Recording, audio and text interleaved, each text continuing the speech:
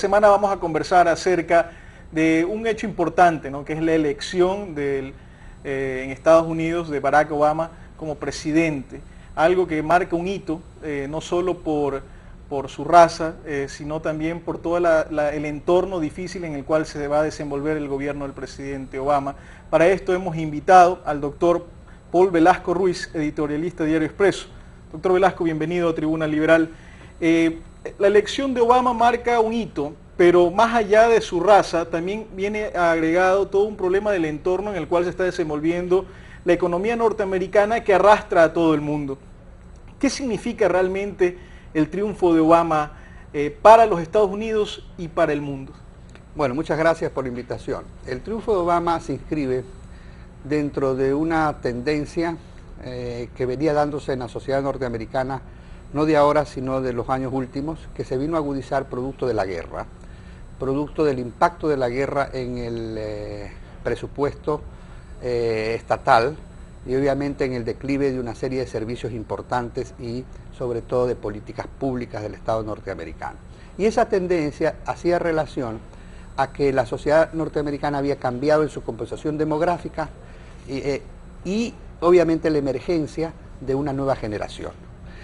Visto así, entonces, esta nueva generación, y se lo vio en la elección, de una gran votación juvenil, demandaba cambios importantes y virajes importantes en la política norteamericana.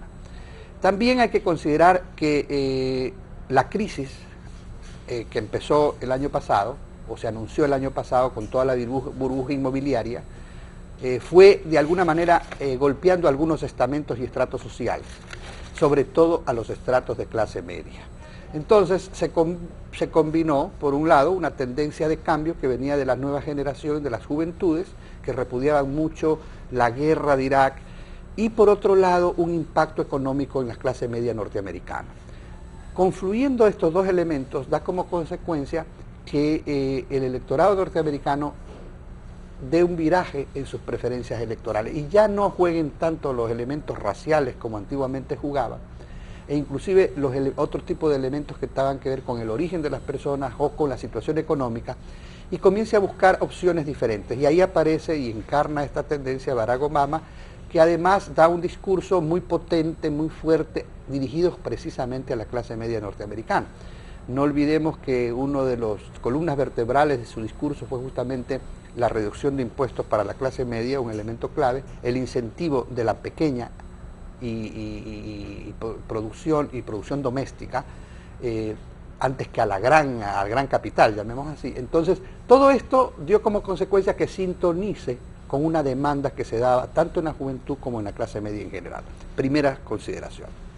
Ahí quiero hacerle una acotación, porque esto me recuerda las elecciones de Clinton y Gore en 1992, que en su libro de campaña señalaba, poniendo la gente primero, de 1992, señalaba todo este discurso demócrata que es muy repetitivo, ¿no? El tema de reducción de impuestos a la clase media, y que a su vez este déficit o este hueco que estaría en las arcas fiscales lo pague la gente de mayores recursos.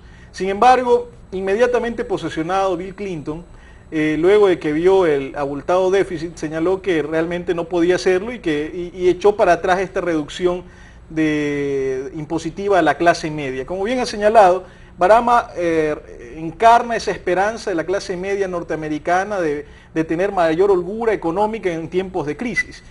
¿Qué sucederá cuando Obama se enfrente a ese peso, que es el $1 trillón que existe de déficit en el presupuesto norteamericano? ¿Usted cree o estima que Obama también se echará para atrás como lo hizo Clinton en su momento? Bueno, el caso de Barack Obama es un poco distinto en la medida en que está frente a un desafío mayor, porque ha generado mayores expectativas. Cuando obviamente una candidatura se emplaza generando tal nivel de expectativas, obviamente las demandas son más complejas. No fue el caso de Clinton, no fue el caso de Gore. Incluso Gore basó su campaña más en el tema medioambiental, que era un tema, si se quiere, no abstracto, pero sí de alguna manera medio abstracto para la gente de clase media, la gente pobre de los Estados Unidos, que la hay. En cambio, aquí el discurso ha sido muy concreto. Ahora, evidentemente hay que mirar la capacidad que tiene el Estado norteamericano para reestructurarse. Y ahí hay que partir de que los Estados Unidos arrastran un déficit crónico de hace muchísimos años, arrastran una deuda externa enorme. Sin embargo, el sistema funciona, a pesar de estos dos elementos, y funciona por el gran potencial de consumo que tiene ese país y las dimensiones de su consumo, las dimensiones de su mercado. Visto así, entonces, la reactivación del poder adquisitivo de la clase media es un elemento fundamental, no solo desde el punto de vista de redistribuir, sino desde el punto de dinamizar la economía, es decir, generar mantener que no decaiga al menos en este primer periodo de su gobierno el nivel de consumo. Y obviamente que eso sí funciona desde el punto de vista de bajar impuestos. Ahora, el bajar impuestos no va a solucionar los problemas crónicos de la economía ecuatoriana, eso es evidente. Ahí se enfrenta entonces Obama a una disyuntiva, a un tema complejo, que es este gran drenaje de recursos que significa la guerra de Irak, o que significó la guerra de Irak. ¿Cómo recomponer la economía norteamericana? Y evidentemente ahí vamos a tener que expectar decisiones cruciales e importantes. Por ejemplo, el retiro de tropas, ¿no, verdad? La reestructuración de la estrategia, que significa drenaje de recursos, que es lo que en definitiva ha generado no toda la crisis norteamericana, una parte de la crisis, que va por el lado de no solucionar las demandas ciudadanas. Por ejemplo, el caso de New Orleans. El hecho de que un Estado tan poderoso, sin embargo, no tenga la capacidad... No pudo haber solucionado el problema. Ese es un tema, ese es un factor. Porque por otro lado está el factor de la crisis financiera, que son colaterales pero no relacionados íntimamente. Doctor Velasco, y con respecto a la crisis financiera, hay dos posiciones muy marcadas que puede adoptar Obama. Una, por llamarla de alguna manera, rooseveltiana, que es cerrar su economía siendo más proteccionista y aumentar el peso del Estado en todos los ámbitos, o una más reaganiana, por llamarla también de alguna manera, sí, que es de apertura comercial y permitir que el propio mercado y la propia capacidad emprendedora de los Estados Unidos resuelva el problema. ¿Por dónde usted cree que se va a ir? ¿O va a ir por un término intermedio, Obama? A ver, yo considero que hay que diferenciar lo que es la crisis financiera con el coletazo de esa crisis financiera en la economía real. Primero apareció como una crisis en el sector inmobiliario y dadas las condiciones del sector inmobiliario, que es muy dinámico y encadena una serie de actividades productivas, obviamente ese coletazo se dio hacia la industria, etcétera, etcétera. Barack Obama lo dijo. ¿Qué tipos de inversión va a privilegiar? El tipo de inversión a mediano y largo plazo y sobre todo en aquellas que son generadoras de mayor dinamismo. ¿Cuál es esa? Las nuevas tecnologías. Lo dijo en una exposición muy claramente este tema. Entonces, si se orienta, el problema es cómo oriente la inversión. Si la inversión pública y obviamente la inversión privada va en la línea en estas nuevas líneas que son dinámicas para la economía, obviamente puede superar el proceso recesivo. Pero hay otro tema, y usted lo acaba de señalar. Es decir, aquí es no solo un tema de inversión, es un tema de controles. Yo creo que Barack Obama no va a ir en la línea de un crecimiento del Estado. No, va a ir en la línea de controles o regulaciones al sistema financiero, sí, que se ha descontrolado, que se ha desquiciado. Ahí va a haber controles, pero no creo yo que la línea vaya a ser de un desarrollo del aparato de Estado, como concebimos, más Estado, menos sociedad. No es por ahí el tema, porque no olvidemos que la filosofía, tanto republicana como demócrata, no se diferencia mucho en el tema de que funcione el Estado liberal como tal y sus instituciones liberales. Es decir, el mercado es un reino importante que hay que regularlo, pero no hay que constreñirlo, más aún en una sociedad como la norteamericana, donde decíamos al principio de la exposición, basa su sustento en la capacidad de consumo y en el poder de consumo. Es muy difícil entonces ir por la línea de fortalecimiento del Estado. Un corte, así que en el próximo bloque nos va a decir qué tipo de regulaciones son las que Obama va a tratar de implementar. Doctor Velasco, terminamos el bloque anterior donde usted señalaba que no le parecía que el gobierno de Obama iba a acentuar la presencia del Estado en la economía, pero sí iba a tener ciertas regulaciones. ¿Qué tipo de regulaciones usted cree que va a implementar Obama para tratar de sortear todos los problemas que se le presentan? A ver, hay una que es fundamental, yo creo, que es el tema de orientar el sistema de crédito o de otorgamiento de crédito, que se flexibilizó exageradamente, esto de las hipotecas basura, esto de la burbuja inmobiliaria, Este es un tema bien importante porque ahí van a tener que surgir bastantes controles en relación a cómo la banca dirige sus créditos. Ese es un punto importante. También creo que van a venir regulaciones en cuanto al mercado de capitales. Regulaciones no significan constreñir el mercado, sino regulaciones. Hay una ley ya que lastimosamente no funcionó como querríamos que hubiera funcionado. Es una ley que se emitió al fines de la era Clinton. Esta ley era una ley que transparentaba todo el tema de las transacciones en bolsa. No recuerdo exactamente el nombre de la ley en este instante, pero esa ley yo creo que va a ser reactivada. ¿Y qué puntos fundamentales tenía esa ley? Esa ley lo que establecía es que todas las transacciones o todos los paquetes accionarios que sean adquiridos en bolsa tienen que pasar por una transparenciación de carácter ético, es decir, una serie de informes necesarios para poder manejarse a ese nivel. ¿Por qué? Porque lo que ha pasado ahora es que como existen estos capitales que son capitales meramente especulativos, hace que muchos de estos capitales no se orienten a la producción y a la industria y estén rotando en este círculo que se ha vuelto un círculo vicioso en el mundo, donde hay las oportunidades de poder invertir e inmediatamente ganar a corto plazo. Entonces, ahí creo yo que es un tema, no le podría decir exactamente qué instrumentos vayan a adoptar, pero creo que es un tema que va a focalizar la atención de los asesores económicos de Barack Obama. Doctor Velasco, y con respecto a los TLCs, que es tan importante para Latinoamérica, ¿no? Importante. ¿Qué opinión usted cree? ¿Obama es proclive? Me dice, leíamos hace poco la primera reunión con el presidente Bush, dicen que se trató el tema del TLC con Colombia, algo que demuestra la importancia que les da el presidente Bush a Colombia. ¿Qué cree usted? ¿Es proclive porque Ecuador tiene un ATPDA, que son preferencias arancelarias, de las cuales nos beneficiamos y en gran parte nuestras exportaciones van allá? Claro. ¿Qué opina usted? ¿Obama es proclive a apoyar a Latinoamérica con TLCs o preferencias arancelarias? El discurso de Obama, como todo discurso electoral, ha sido muy ambiguo en este tema. Y la razón la conocemos muchos de los que estamos haciendo opinión. Y es que el Partido Demócrata es adverso en su mayoría a los TLC, porque es muy proteccionista con relación a sus productos agrícolas fundamentalmente. Entonces, Barack Obama se ha cuidado en la campaña mucho de tocar este tema.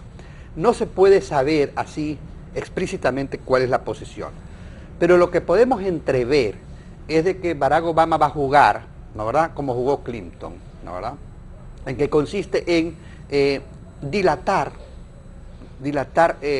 las decisiones en este campo hasta cuando encuentre ciertas coyunturas favorables para implementarlos conforme a la particularidad de cada país y conforme a la correlación de fuerzas que se dé en el Congreso, aunque él domine en este momento el Congreso, pero no solo tiene que ver con el Congreso, sino la correlación de fuerzas dentro de los Estados Unidos y lo que acontezca en el país que esté demandando un TLC.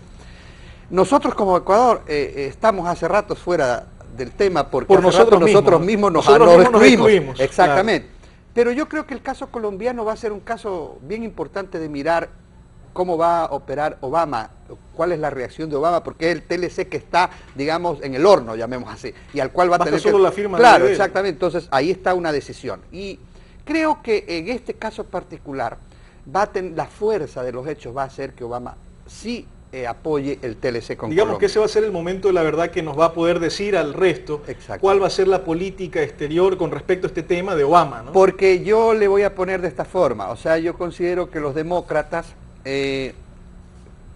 son hacia afuera o tienen una política exterior que sin ser tan agresiva como los republicanos en ciertos campos, es bastante conservador en otros. O sea, esta es la paradoja, son muy conservadores, los demócratas son muy conservadores, lo que no aparece, muy conservadores ya al momento de gestionar, aunque en política internacional son muy renovadores, llamemos así, en política internacional. Y Barack Obama es producto del establishment, del Partido Demócrata. O sea, mire qué sugiere el caso. Para el electorado general, Obama representa la esperanza, el cambio, lo nuevo, etcétera, etcétera.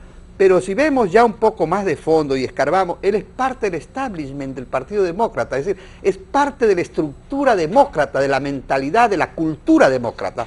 es muy difícil encontrar que Obama salga de los espacios de los partidos, a tal punto que él fue muy claro en su exposición y dijo: yo voy a gobernar dentro de los cánones tradicionales de la política norteamericana, esto es entre demócratas y republicanos.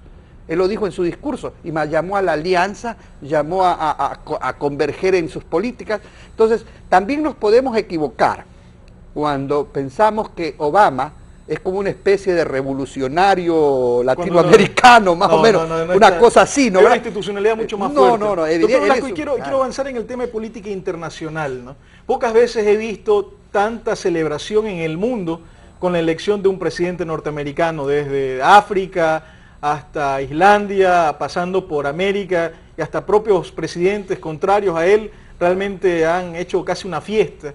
En ese sentido, el mundo clama efectivamente por un cambio en la política exterior norteamericana.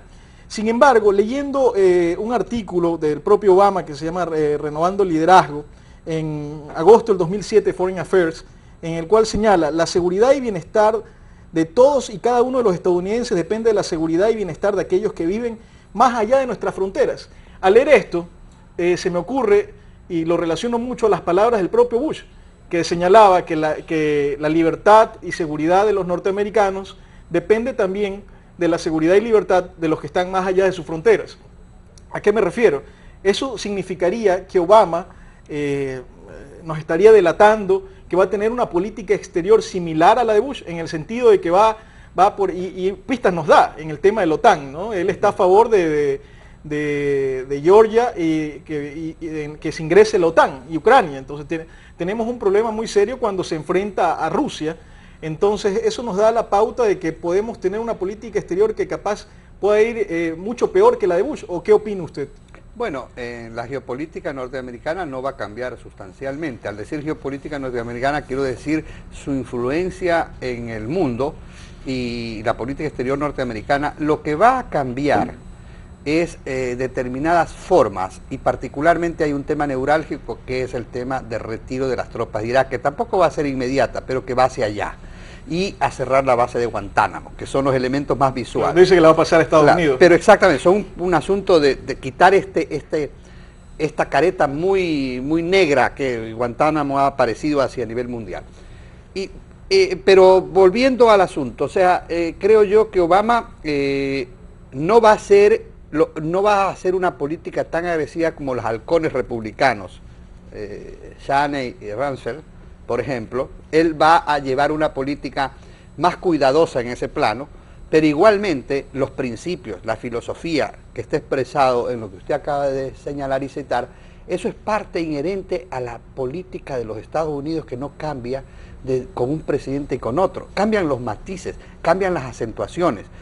En lo que va a cambiar, evidentemente, es que Obama se la va a pensar muchas veces en iniciar una invasión, por ejemplo, a Irán, para citar algo. Entonces, en cambio, Bush pues tomó la decisión de invadir Irak, y entonces pasándose sobre las Naciones Unidas. Es decir, tenemos a un presidente que guarda, en ese sentido, va a guardar más las instancias internacionales, y va a hacer jugar más las instancias internacionales que una política dura, llamemos unilateral. Ahí está un poco la diferencia. Ese es el tamiz. Doctor Velasco, para concluir, Barack Obama, la esperanza del mundo y la esperanza de su propio país.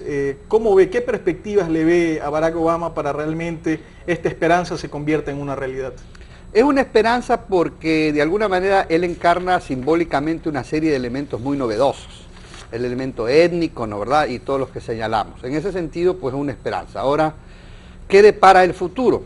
El futuro depara, o depende, pues, obviamente, como en todas las cosas de gobierno, de la articulación de una política interna, sobre todo muy sólida para enfrentar la crisis económica o la recesión. Si los Estados Unidos, si Obama logra sacar de la recesión a fines del 2009 a los Estados Unidos, créame que él va a tener un gobierno exitoso desde el punto de vista interno. Si él logra retirar las tropas de Irán y concentrar, como ya lo ha dicho, sus esfuerzos más en el tema Afganistán, ¿no?